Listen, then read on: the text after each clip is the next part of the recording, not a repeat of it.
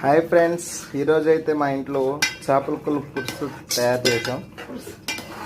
So కాబట్టి దీంట్లో మనం ఏమేమి వేసామంటే చింతపండు, ఉప్పు, కారం, పసుపు, చింతపండు రసం కూడా వేసారు మా అమ్మగారు. మామిడికాయ ముక్కలు అయితే బాగా గట్టిగానే వేసాం. సో మీరందరికీ పార్సిల్ కావాలన్నా పార్సిల్ కూడా వస్తాయి, కాబట్టి డబ్బులు మీరు పెట్టాలి. నెల్లూరు చేపల పులుసు ఎలా ఉంటుందో కోమలా వేసి ఇవన్నీ పనికిరావు మా అమ్మ ముందు. రాయలసీమ రుచులు, కోమలా విలాసు చాలా రెస్టారెంట్లు ఉన్నాయి. వాళ్ళందరూ వచ్చి ఇది కానీ టేస్ట్ చేస్తే మా అమ్మని తీసుకెళ్ళి చెఫ్గా పెట్టుకుంటారు. అది మాత్రం నిజం. ఇప్పుడే ధనియాల పౌడర్ వేస్తున్నారు మా అమ్మగారు. దీన్ని ఇప్పుడు మనం అలా కలిపెట్టుకోవాలి.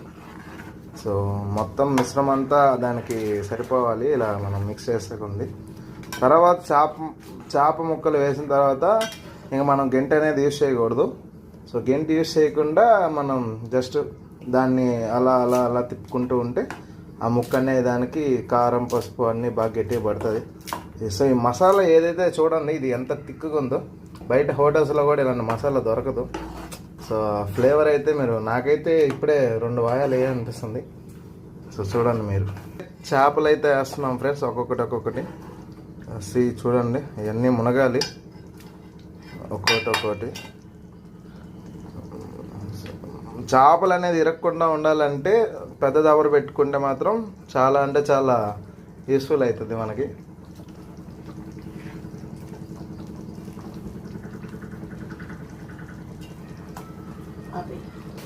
సో ఫ్రెండ్స్, ఇప్పుడైతే మనం మూత అయితే తీసుకుంటున్నాం.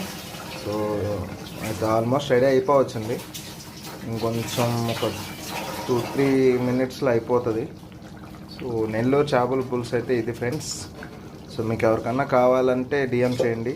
సో మా అమ్మగారి చేత పార్సల్ సార్ని పంపిస్తుంటాను. Thank you, bye.